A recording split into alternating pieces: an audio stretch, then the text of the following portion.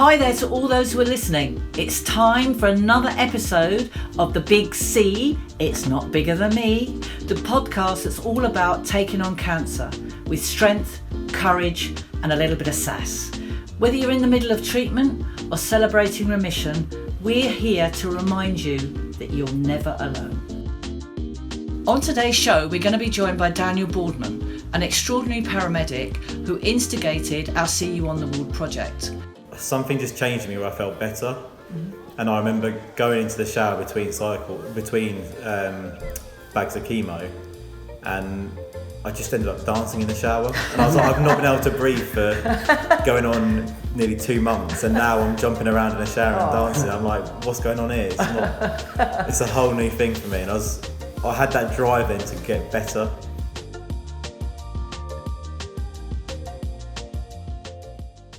Hi Jan, how are you doing today? I'm good, darling. Yeah, I'm really good. Missing going to Sussex Performance Centre.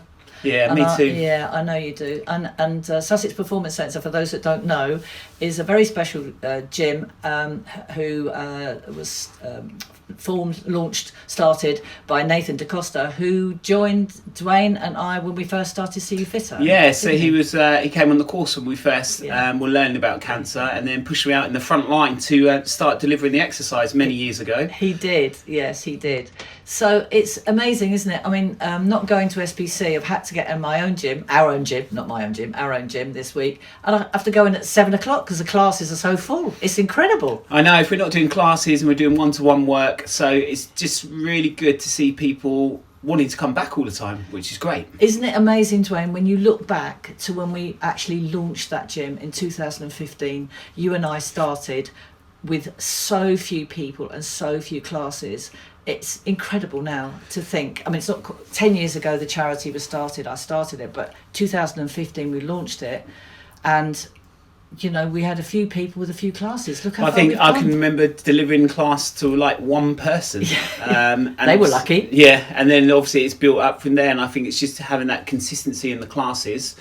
And then obviously spreading the word of what we do, and then them experiencing what Cancer United and See You Fit is about. So not only the gym side, but things like the walking football, the outstrides with the walkers, Nordic walking, obviously the choir, and the cycling group. There's lots of, I often think that it's not just one shoe fits all.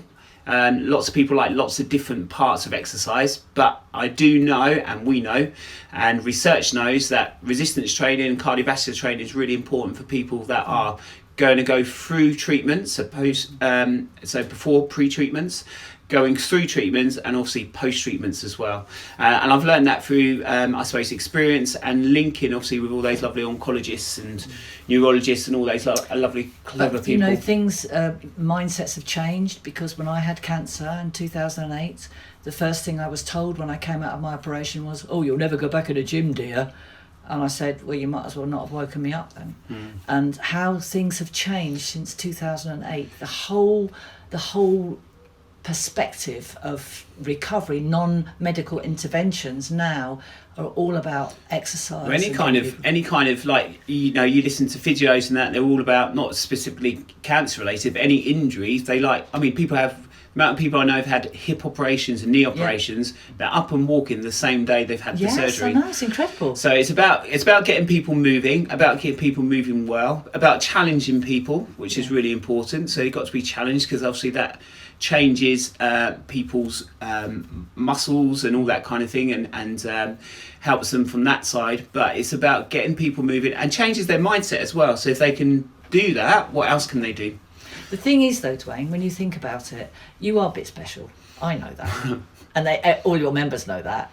And you deliver it. And training other trainers as well to do what you do isn't easy. But you deliver those classes with understanding, empathy, not sympathy, and humour. I suppose my focus is humour. When people come to the gym, my focus is always about getting the best out of what I can out of that person exercising there today. So I don't see them as someone who's got cancer. Sounds funny, right? Even though we're a cancer specific gym, I don't see them as cancer. I see them as right, what can you do? What can you do now? How can I help improve your movement? How can I help get the best and challenge you today? Because obviously it changes in regard to their cycle, so obviously I'm aware of that. And also any other implications that they've got on, going on for them. So if they've got any heart problems, COPD, etc. But how can I help them get the best out of their exercise today? And then, create that environment where it's a bit fun. And fun's always a funny word, I think. But but they always come away, having a good time and wanting to come back, which is great. And what's very special about it, when you think about it, we know that peer support is incredibly important. So even with the humour and everything you do, exercising in a group together, sharing that experience is massively important. Yeah, I think when they see and again, when you experience Cancer United and you see maybe someone who is going through treatments and they're not, at that best part of how they're feeling, but then you come back and you see them and they've increased, maybe it's their mobility, their strength, or they've got a bit more energy and they're, reducing their fatigue. You can really see how that has changed them, and how that, from someone coming in for the first time experiencing that and going like, oh, this is so and so from this point, and then you see them a couple of weeks later, it's like, oh my god, they made such a huge leaps and bounds. Well, we're measuring that now, which is good. We Yes. measure it, the impact of that, and that's really good. And we've come a long way. We've learned a lot in 8 years since the gym was launched, and now I think we're the experts, aren't we? Yes. Yes.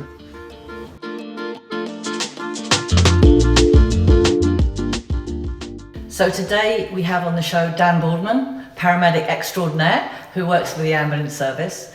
Dan is a really special guy, and he had an experience of cancer. When he was in hospital, he realised how important exercise was, and he was part of the creation of See You on the Ward, which is makes available videos for inpatients, particularly in haematology wards, to exercise while they're waiting for their treatment. Hello Dan, how are you? I'm good, thank you. It's good seeing you. So Dan is part of our walking football team, and we haven't seen you for ages. What's been going on? Non-stop work, night shifts galore. So we kind of fixed you a bit, and now you're better to go back and go and help and treat other people. Yes, definitely. That's good, but not good for us. Not good for our walking football team. So it's nice to see you anyway. So just want to talk to you today about obviously how you found out about Cancer United. How did that come to fruition? Well, when I was on the ward, I struggled a lot with my fatigue and just being bored watching sport non-stop on my iPad. So one of the nurses on the ward said we can get you an exercise bike, which sounded brilliant, but every time I went in I seemed to be on the same day as someone else who used it non-stop. And then on my end of my fourth cycle, he seemed to have gone home early, so I got the bike for the last day and just found it amazing. So somehow I ended up going on a week late the next time, so I was in a different time as the other guy, and we got the exercise bike for the whole time. So I was like, do you know what, I'm going to cycle 10 kilometres a day no matter how I'm feeling, and just see if I can raise a little bit of money to buy a new bike on the ward. I literally thought it was going to be just a little bit of money from work. There were a few friends just giving a bit of money, and within 2 days I've got enough money to buy 2 exercise bikes, then got donated another one and had loads of money left over. So I thought, what do I do with this? And spoke to Lorraine, who was the nurse, and she said, go towards Cancer United. They've an amazing charity who have a huge heart for people who are going through treatment and through cancer and been through cancer. So that's what I've done, and found you guys and not turned back since. The rest is history. Yeah. So we created together See You on the Ward. Yes. Dan, can you just tell us actually what cancer you had, what you were diagnosed with? So I was diagnosed with non-Hodgkin's lymphoma. Which caused you to stay in hospital for quite some time? Yeah, I spent, it was a bit of a mismatch of things where I spent a day in hospital with a collapsed lung. I then came out thinking I was all good, and then the next day went back in with a trapped nerve, and that was it for about 3 weeks of hospital, on morphine non-stop, being checked over, and then I had a few more visits before I started my treatment. That must have been pretty hard.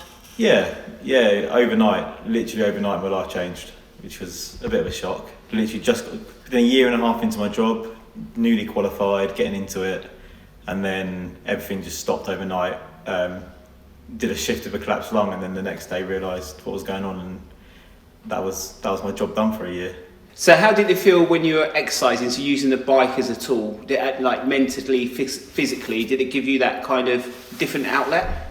Yeah, it changed a lot in the way I was thinking. It gave me something to do rather than staring at a screen. Although I did do it to a Formula 1 race, so I was cycling along with the cars. Going quite quickly then? I was trying to. Somehow I kept up. But it changed how I thought about it and gave me a different thing every morning. Instead of waking up and thinking, here we go again, it was, let's do this today, this will be quite good. And then over time I started getting more energy, getting more strength. And even when I was at my lowest on the last cycle, I was still, and feeling quite rubbish, I still had the drive to do it. And I was like, you know what, this is good for me, it's helping me out, it's helping me physically, mentally. So you kind of empowered yourself to do that, obviously with the help of Lorraine to get the bike and all that kind of thing, but it was actually you physically getting on there and doing it, you making that choice at the end of the day. Yeah. So for people that are currently going through treatments in like places like Boardman and stuff, would you say this is one of the good tools they can kind of use to help them? Definitely. So if you think that someone's in hospital for a while, and obviously, like you said, they're in there, they're sedentary, they're not doing anything. But what advice would you say how would you encourage them to get onto that bike? Obviously you've experienced what exercise does for yourself, so the feeling and the mental side. So if I'm going into the hospital to go and speak to other people about, right, Sure. we're going to go and exercise, what would your advice be? Because you're not saying go on there and do race around the racetrack like you did, sort of thing. It's like, what would you say to them? It would be just do it. It's one of those things where you don't want to. It's the last thing on your mind when you're going through that, and all you want to do is either sit in a chair or, in my case, lie in bed for 5 days straight. But getting out of bed and just going on a bike or just doing some exercise you see on the wall, it just gives you that little bit of drive to get through, and then makes you look forward to the next day. It's a weird mindset where you can just start looking at it and being like, you know what, tomorrow's going to be a good day because I can do some more, I can feel a bit stronger. And at the end of all your treatment, you've already got that head start coming into the next phase of getting back to work or getting back into your normal life. You've already started that process, which is a massive benefit when you're 2 steps forward rather than having to be back 10 miles trying to catch up again. So what you didn't know when you were on that bike was you were actually forming the concept of See You on the Wall with us. You didn't know that? I had no idea. No. So how wonderful was that? It's been amazing just seeing how it's grown, seeing how it's been used.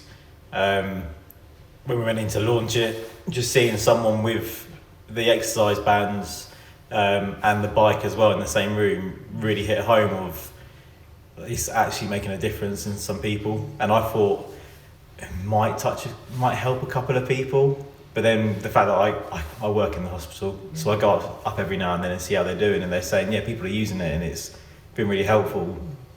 It's just a massive boost of wow, it wasn't just a bad situation, it was a bad situation made into an amazing initiative that's changing lives. So fate brought you to us, you think? Yes, definitely. And cancer was the catalyst to change your life? Yeah. Yes, and so was exercise, which is brilliant. Yeah. I think it's something we had the concept of many years ago, wasn't it, to start exercise within the ward, and I think you gave us obviously the financial backing in regard to raising money to start it and actually get it out there. And hopefully when people hear things like the podcast and hear your story, how it's changed your thoughts and everything, like moving forwards and coming back to your new normal, hopefully that will inspire them to go, actually I can go on the bike for 5 minutes, 10 minutes, whatever that looks like, and then that will change their mindset and change their physicality, and then, like I say, looking forward to the next day. Well, we've now got 3 series, so we've got one for the bands on 3 levels, is it 3 levels? Yep. And 3 videos on a fun bike, isn't it? A static bike. And now we've just done Pilates as well. So from your bike has come all that wonderful work, which we really want to encourage people to use, and that's what you're here to help us do, which is wonderful. It's good as well, the fact that it's done with the scientific side of it, rather than where I just jumped on a bike and did half an hour as hard as I could. Yeah. I didn't realise also that could cause damage to myself. Yeah. So having the scientific side behind it and the nurses looking out for you is an amazing way of doing it. And obviously the support from the clinicians as well, which is fantastic. Yeah, Dr. Laurie, amazing guy. Great man. Yeah, definitely. So it's wonderful, and we can only go on. And now you're our ambassador, Dan. We are so thrilled that this, and it's almost coming out for 1 year ago that we launched it. Can you believe? 18th of May. Wow. It's embedded in my brain.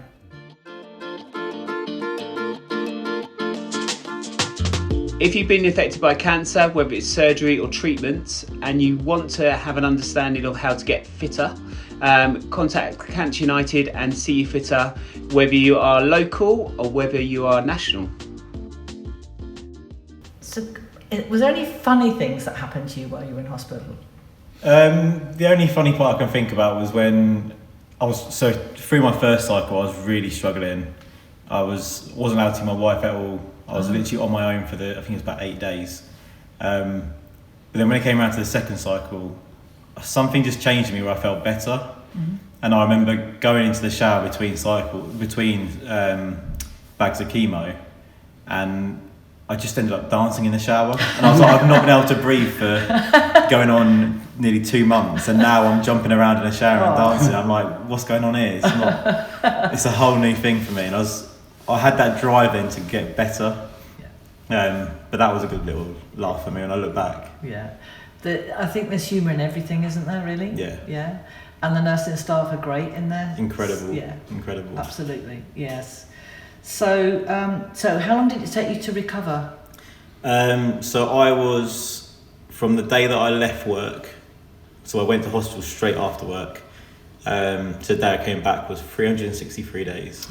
So I made sure it was under a year. Gosh. But yeah, I was just off under a year. Gosh.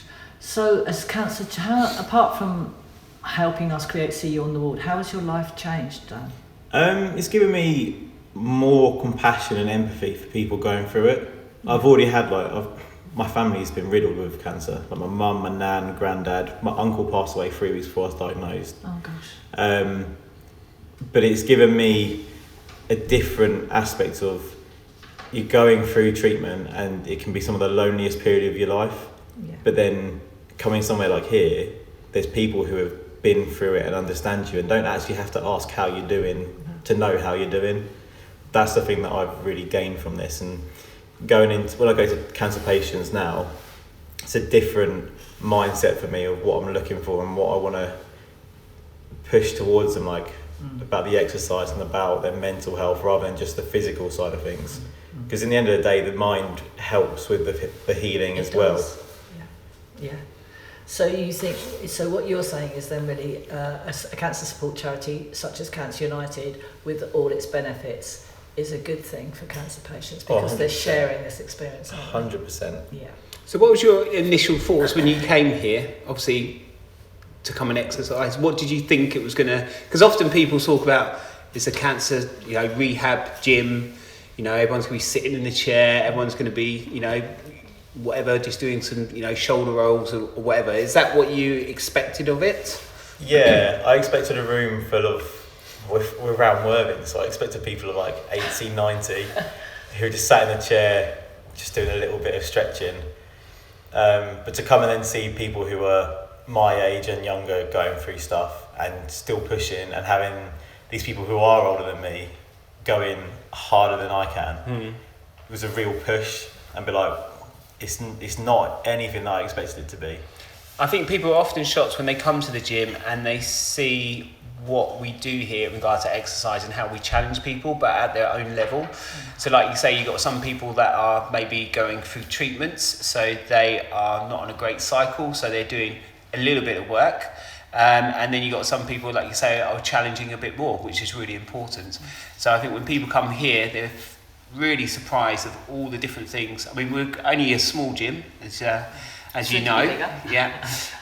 But there are lots of tools and lots of ways that we can kind of challenge people, which I think is really important. And then they benefit from themselves. So I was thinking it's about, right, what can you do? So what can Dan do at this moment with regards to exercise compared to what can Jan do, what can Tom do, Yeah. if that makes sense. It's funny because the first time I came, I thought I was there. I thought I was ready. Like your mind's like 6 steps ahead of your body. So I was going at the same speed as some of the other guys, and I nearly fell down the stairs. So I was that tired at the end of it. My legs wouldn't work at all. And then to come out the next week and be like, I can go at this speed, and no one judged me for it. It was just you're doing what you can. Yeah. That's all that mattered. So that's a great little boost. Yeah, and I think the other thing is when people come here, they discover friends. They learn. They meet other people that they wouldn't have known before. I think that's remarkable that all different types of people from all different types of walks of life. When they come here, they meet people with the same cancer experience and they make friends, and that's wonderful, which creates the social activities that we offer as well, doesn't it? Yeah, I mean, one of the prime examples, obviously, we have specific classes for gentlemen, cross kick, and we had about 33 of us went out for a curry, for example. Where were you on that night? I was on Working. shift, Oh, yeah. no, I was Dad. trying to get in, and No. I overran by like 2 hours. I was gutted. And then obviously, the gym stuff's important to us and the social stuff's important to us, but we know the importance of that peer-to-peer support in the gym. So when people knowing that person's been through cancer, but there's no judgment, I think it's non-judgmental here. And I mean, I did a conversation with a guy this morning, and I said, well, you'll come to the gym. My focus is not your cancer. My focus is you. Like, how do you move? How well do you move? How can I challenge you, but safely? How can I teach you how to move well? And then it all comes together like that. And I said, and afterwards, the boys normally go for a cup of coffee and a chat and, get to know each other a bit more, which can be quite helpful, especially, I think, from a male point of view, because men don't often talk about, issues or problems. It comes out differently, it comes out in a bit of a jovial way, but, that's how men are, aren't they? So Yeah. I think it just brings that whole concept of the social, the exercise, the mental side, the physical side, and we embrace it all, really. Yeah, and I think family are important. People close to the cancer patient, really. So, how did your family react? How did your wife react? They were amazing. The actual treatment side of things, they were a rock for me, and they just did everything that I needed. Every time I needed a smile, they were there. I know they struggled, but my wife went into like survival mode of like, let's push through this and let's push through. And I've always said the easiest part of going through this as a family was my role of being the cancer patient. I might not be able to breathe, but when I was having treatment, I knew I was helping myself. Whereas they had to watch, and my kids didn't even see me in hospital, so they were like, what's Dad doing? What are they doing to him there? So their minds go wild. Whereas like when I brought Lily in, my little girl, to actually see me in the ward and change over the bags, they were like, oh, is that all they do? Is that it? I was like, yeah, I just sit here for 24 hours with this little machine next to me and walk around with my pole. It's like, oh, I thought it was like big operations and stuff. I was like, no, it's just simple. Oh. So they really struggled not knowing what was going on. Yes. And if I called up, they thought, oh, something's happened, what's going on? Yes. Yeah. Whereas for me, it was like, oh, I'm just going to carry on and just sit here and watch sport. Like, oh, there's football on in 10 minutes, let's get that ready. So, has it changed their perspective on life, do you think? Yeah, they're more willing to do stuff, more willing to get out and do more. That's good. And more understanding of when people can't do more. Okay. So when I can't get to the energy to do something, still they're like, we understand, like, we get it. That's good. So it's been a lot better in that sense. We've all seen a new side of it. Yeah, because obviously it's important for us to be thinking about family as well, which is why we encourage people to bring their family here. To all sorts of Yeah, often I do consultations with couples, and they like you said, you go through the cancer, but your family goes through it in a different way, and sometimes the partners in the family, they need just as much help and support. You got something to do, if that makes sense. Not you got something you're going through, and they're like, well, how can I help? And sometimes they feel a bit, I don't know how to help, and that sometimes people can get frustrated like that. Yeah, and you've got the support of the nurses the whole time. So if you need anything, they're there, whereas they're on their own at home thinking, oh, I've still got to go to work, I've still got to go to school. Yeah. And it's like, looking back at it all, you said about the funny story, but I remember when my hair got cut off, that was a massive thing for me. Like, I've had a beard since I was 16. Oh. I shaved it for work and hated it. And then when it finally started coming out, my wife helped me shave it all off. And I sat on the stairs almost in tears, and both my kids came over and just kissed me on the head. And I was like, do you know what? That's all I needed. And from that moment, I was like, sweet, we got this. Yeah. If you have a question that you've always been too nervous to ask your clinician or your consultant, just send it in so that we can put it to our medical experts. Email office@cancerunited.org.uk. So, as far as your job's concerned, Dan, you wanted to be a paramedic always, did you? No. How did that come about? I worked in M&S. I did loads of different roles there, and I was just struggling with a lot of depression and loneliness because I did the stock levels, so I was on my own a lot of the time. Oh yes. In a dark room all by myself, and I just said, my wife had done a training course for like 2-3 years. She said, I want to go to uni, and I was like, you've just done some training, do you mind if I do some? And she said, you can if you tell me what you want to do. So I just off the cuff made a comment of, I'd be a paramedic. And as I said it, an ambulance drove past, and I didn't see it before me, and I was like, well, that's a bit weird. That's weird, spooky. So I kind of ran with it for a bit, and I go through phases where I get really into something and then I drop out, and then I go into something and I drop out. And I applied for college to do an access course to get to uni, and there wasn't any spaces, so I was like, this is a dream over then already. And they made a space for me, and somehow I got into uni even though I was just under the acceptance level, the entry levels, and it just grew from there. It's been a massive passion ever since, and it's the best job I've ever had. Is it by really? a long way. Yeah. So what's the best thing about being a paramedic? Spending time in the cab with your mates. You spend 12 hours with your best friends. Do you have the same partner? Sometimes. So I have a crewmate, but I work with him 2 out of the 4 days. Okay.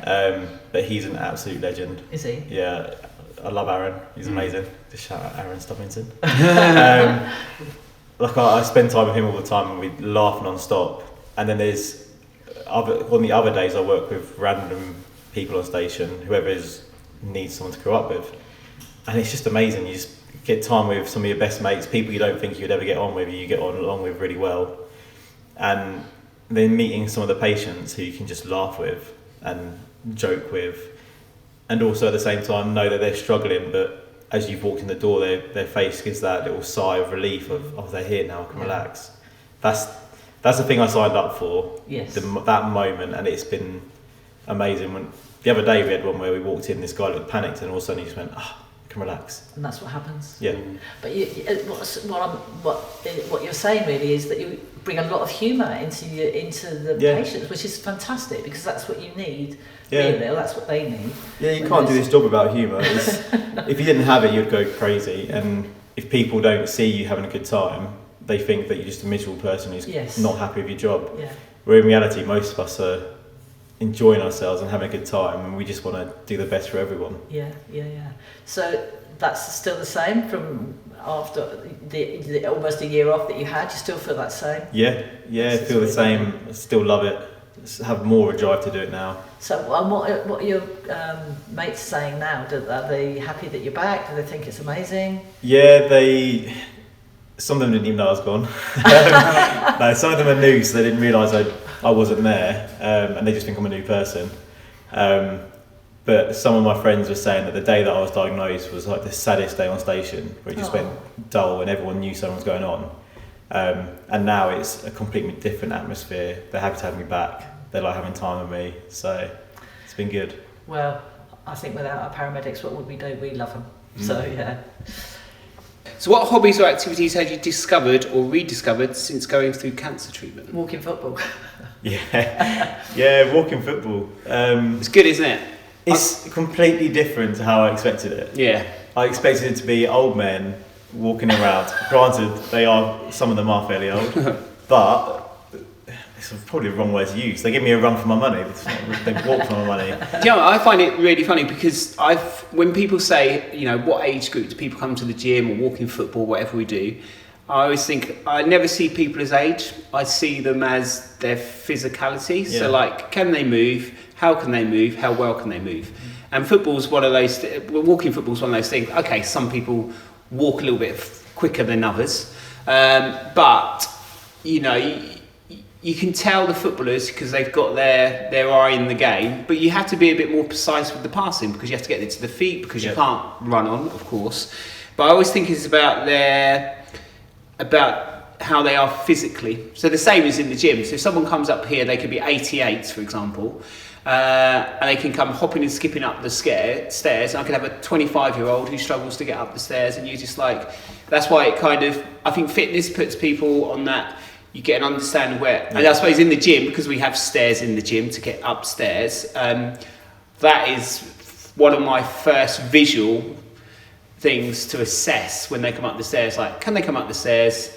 Can they do it well? Are they out of breath? Are they struggling to walk? And I go, right, so that's my first initial assessment. So I always find that's really important because then I can go, right, this class is going to work out for you. But I think walking football just brings a different thing because gym's it's very lateral. We have a laugh here. It's very, the different movements that we do here. But football brings them more together, I think, because obviously you're playing as teams and it's a bit more, Yeah, it's very team orientated and you spend time together just laughing as well. When someone falls over, it's always a bit of a giggle. And lucky you're a paramedic. At times it's a little worrying, but I think I've got to do work. I don't know. It's always useful to have a paramedic. Yeah. It's more funny when it's me that falls over. But it's just fun spending time with each other. And then, like you say, with the walking football, it's not just the physical, even though it is draining. Like it's really tiring. But it's the mental side of the football as well, where you're thinking ahead, like if I pass here and get back here, create space. That bit I enjoy. You're so, instead of just let's kick it ahead and hope someone can run onto it, it's how do we play this properly? Yeah. And the strategic side of things, a bit like chess. Yeah. Dan, it's an absolute pleasure to see you again. We are absolutely delighted. You are part of us. You will always be part of us. We'd like to see you a bit more, but we appreciate that your work comes first and your family, of course. It's been amazing. We've loved to see you. Thank you so much for bringing this to the table for us. Yeah, we look forward to seeing you back on the pitch. Yes, we do. Yes, I'll be we back. do. And thank you for running with it as well.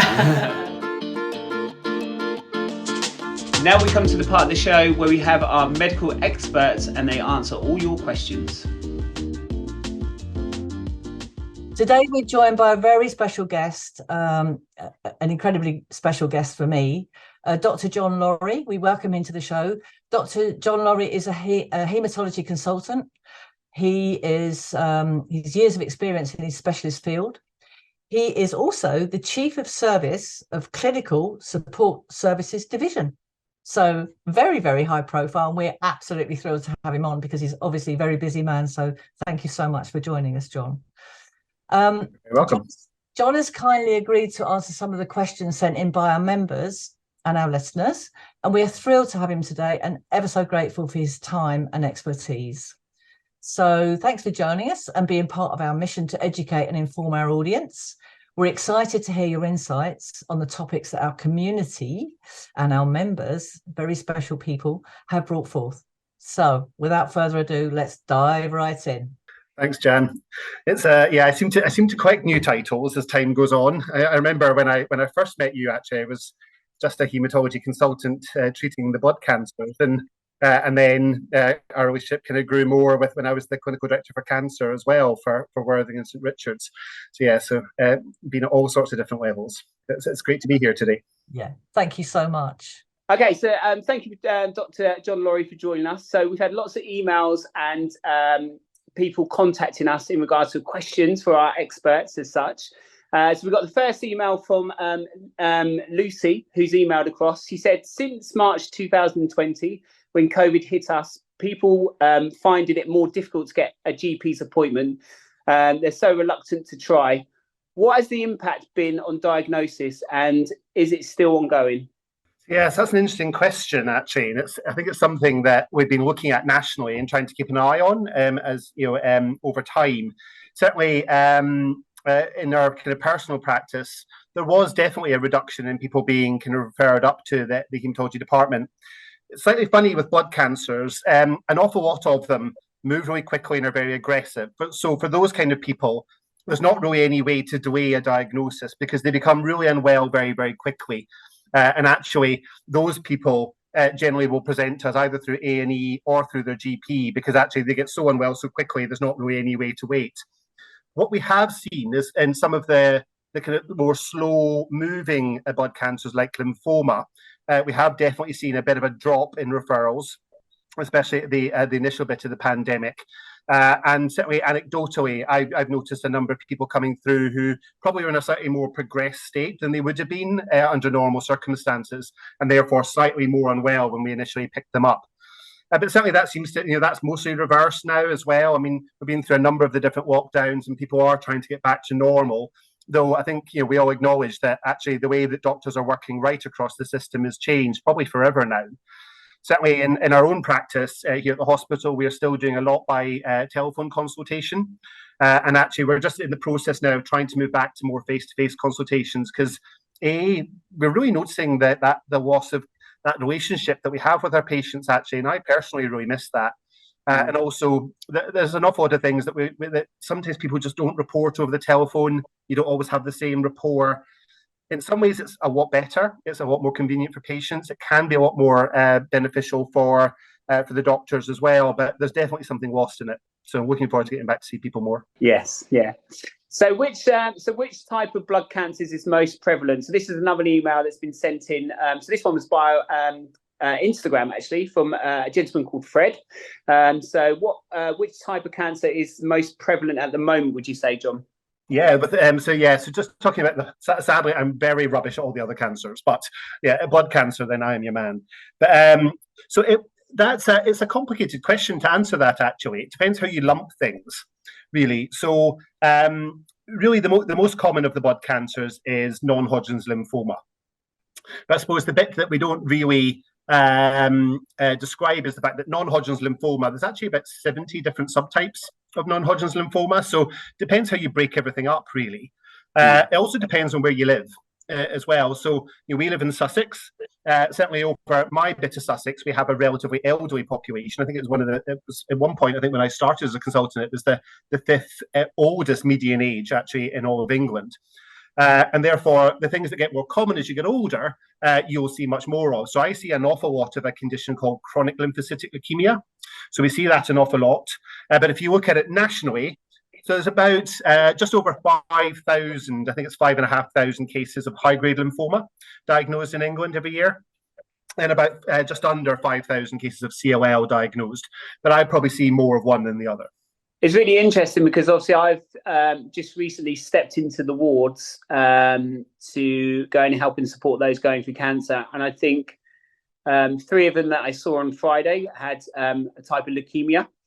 So obviously they're having treatments and having to be in there for weeks. And I think that's what took me back a little bit, because I was thinking, they're obviously in those small wards and they're in there for, 7 weeks, 10 weeks, someone, that's a lot of time to be in that one room, locked away as such, isn't it, for their treatments. So what's the reason behind that, John? Would you say why they got to stay in that? Is it because of their immune systems or things like that get affected? Yeah, so the patients you're talking about is a different kind of leukemia to the CLL one that I just mentioned. So that's what's called acute leukemia. So acute leukemia is really the most aggressive blood cancer that we treat at all. And it comes in 2 different kinds. There's what's called acute myeloid leukemia and a different one called acute lymphoid leukemia. And both of these cancers are incredibly aggressive, and they need very, very strong chemotherapy to try and get them back under control. And so what we find is the kind of chemotherapy you have for a condition like AML is so strong that it will actually knock your bone marrow out, and it cause very low blood counts for usually something in the region of about 4 weeks after from the start of the chemotherapy to recovering. And what we know is that if you've got no functioning white cell system because of the chemotherapy for that long, you pick up infections, and that's what makes people very, very unwell. And so to minimize the risk of that, we have people in hospital. We have them in isolation rooms as well. And all the staff are trained to try and keep them safe as much as possible by wearing gloves and gowns and hand washing and all the other things that we do to protect patients. And so we know that by doing that, we will decrease the risk of people picking up infections that can be life-threatening. Yeah.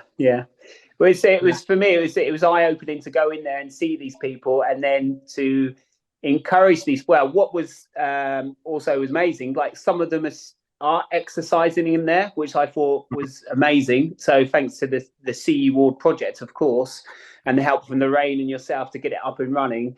But then for me to go and me to go in there to help them and support them with different movements if I can, and to kind of just talk to them and see what they want from the exercise. Because obviously being in there for a long time, it must be not only the treatments, but obviously being in that environment must create that fatigue, that tiredness that they, that is created from being in hospital and probably not doing much as such. Yeah. So I think that's why See You on the Ward is such a good project. Actually, I mean, we see this all the time, and people are in hospital, and it can be 4 or 6 weeks in that isolation room. And during COVID, even it was even worse because you weren't allowed visitors as well. Yeah. But people are in there for a very, very long period of time, and actually having something to do or something to focus on, like doing a little bit of exercise to keep your joints moving, keep you feeling well, really helps combat the boredom that people have actually being stuck in hospital. Doctors are terrible people. I really want everyone to be as bored as possible in hospital, because it means that you're not terribly unwell. I always say this to people: you're going to get really, really bored, but that's a good thing, because actually, if there's something interesting going on and all the doctors are around you, then things are not going well. We don't really want that to happen. So yeah, my perfect day is everyone to be really, really bored, and I actually spend most of the time saying, well, this is what you can do to keep yourself entertained. This is brilliant news for us. That is excellent. Just keep doing that, John. That's amazing. Yeah. Okay, so we got a email from Sam. He said, "What is the best cancer-related pun you've ever heard, John Laurie?" Yes, I've been racking my brains on this one. Actually, it's this one actually came from one of my colleagues, and it was a Bob Monkhouse joke that he. I think he probably invented, actually. So for people who don't know, Bob Monkhouse actually died of prostate cancer. He did, yes. But Bob came up with this joke. So when he was being investigated for prostate cancer, the doctor said to him, "I need to examine your prostate, Bob. I'm going to insert one finger." And Bob turned around to him and said, "Why don't you make it 2 fingers? I might want a second opinion." Very good. Yeah. That was so Bob Monkhouse. I used to love him. It was so funny. It was brilliant. Yeah. So if cancer was a character in a movie or a TV show, John, who would play the role? This is from Fred via our Active Recovery Club support group. Yes, I mean, I absolutely love this question. It's I'm a big film buff, so I've been thinking about this actually for the last 24 hours. I think it's amazing. So who I decided for who I plumped for in the end is actually a character in a series of films from The Matrix. So I thought cancer was actually most like Agent Smith. So first of all, he's very destructive, and second of all, Agent Smith, if anyone who's seen the films, his main role is to replicate himself until there's hundreds and hundreds and hundreds of them to attack the main person in the film, Neo. So I think that probably describes cancer really, really well. It does. And actually, and looking at the other way, actually, the actor who plays Agent Smith, Hugo Weaving, I think works quite well for that as well. He's a very mercurial character. He plays lots of different people. Thinking of him in Priscilla, Queen of the Desert versus him in The Matrix. I mean, that's just polar opposites. And again, that's very similar to cancer, actually. It can appear in so many different ways. It can mimic so many different things as well. Really, it really is a true chameleon. Yeah. So everybody's got to go and watch the movie now. Yeah, The Matrix, yes. They'll all be watching it, yeah. So we know that cancer is a very serious subject, and I think what we try and do in Cancer United is try and lighten that a little bit, because there's lots of funny stories attached. Well, our members tell us lots of funny stories about their journey and what's happened to them.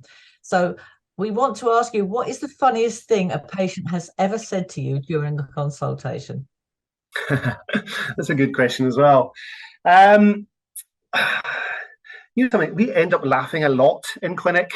I know it sounds a strange thing to say, actually, when you're doing kind of a blood cancer clinic, but actually it can be quite a funny journey for people, and things happen all the time. So I actually spend quite a lot of time sharing a joke with my patients. Really, it generally has to come from them. It can fall on slightly dead feet if you just judge the room wrong. So I'm generally not the one to instigate it, but I'm very happy to laugh along with people at all the weird little foibles that happen as they go. Really, I mean, the ones that really stick in my mind are when we're doing procedures, really. So sometimes we're giving people sedation, sometimes we're giving people a bit of gas and air, and I've had quite a few marriage proposals from little old ladies. something a bit more risky as well, but someone to share them, really. But these things happen quite a lot, really. But yeah, I think it is really important to maintain a sense of humor when you're going through a cancer journey, actually, because and it makes my job as a clinician much easier as well when we can recognize that and have a bit of a joke. And actually, what I tend to find is actually when we've built up a relationship, and often when people are reaching the very end of their journey and sadly the end of their life, that's often the bit where these things really are the most important, really. And it's a really important tool in the arsenal of any doctor who's treating cancer. I suppose being experienced, I mean, it takes a bit of time to be experienced to build the rapport, John, doesn't it, really? I mean, it's difficult when you first meet someone, I'm sure, but an experienced clinician will be able to create that rapport. I think, and it is. I think it is really, really important to have that, actually. And I must say, it's something that I've used all the way through my career, and it generally is always quite successful. I have had a few circumstances where I've had an angry letter. I've had an angry letter back from a relative, actually, not from the patient. But I ended up having a very frank discussion with somebody who was unfortunately reaching the end of their life, and we were having a joke about it. But the relative that was with them, who was really just grieving more than anything else, ended up writing a letter back after that person had died, saying that, many people looked after my relative, but it wasn't until they saw Dr. Worry that they died. So it's quite funny. A little bit unfortunate. And they also mentioned that I had been laughing at them. And it's really sad that that's unfortunately they took the message away, because actually for that patient who was going through that really difficult time, that was something that was really important, that they were able to have that laugh with me. So talking about letters, I remember you said somebody wrote you a poem, John. We'd love to hear that. Yes, this is from one of our lovely patients, actually. So we have a lot of creative people, around in our area, actually. So we get amazing letters and thank you cards sometimes, and once in a blue moon we get a poem. So this is a poem from one of my patients about all the tablets that they had to take, and I think it kind of reflects some of the stuff that we don't always think about as doctors as well. We do a lot of prescribing, and we give a lot of medication to stop infections and various other things, and we don't always think about just how onerous that can be to take all that medication. So this was one of my patients challenging me on how much medication that I'd given him. It's called It Drives You Potty. So here it is. I've never seen so many pills. I've had 3 pots today. I especially like the big ones that take the pain away. I take tablets for my heart and for my breathing too. The one I take from my left foot is shiny, round and blue. There's another for the colic, a pink one for my back. Lots of little yellow ones they deliver in a sack. There's 2 that kill off rats, warfarin, I think, and 2 that taste as if they're meant to clear the sink. I mustn't forget the stripy one. It's much bigger than its brothers, whose sole object in life is to protect me from all the others. But please, can you tell me, I really have to know, how is it each tablet knows exactly where to go? Oh, John, that's so wonderful. That is amazing. How clever. I know. Clever. It was a lovely thing, actually, to receive. Oh, you should have that up on the wall in a frame. That's brilliant. John, thank you so much for coming on today. We really, really appreciate it. And I know all the listeners are going to be fascinated to hear you talking and answering all their questions. So we really, really thank you from the bottom of our hearts. You're part of Cancer United as far as we're concerned anyway. So thank you so much. One remember. And thank you for all the work that all of you do, actually. I think it's amazing. Well, long may it continue. Well, it will continue. So that's fine. Thanks, John. Thank you so much. We'll see you soon. All. Take care. Thank you, John. Bye-bye.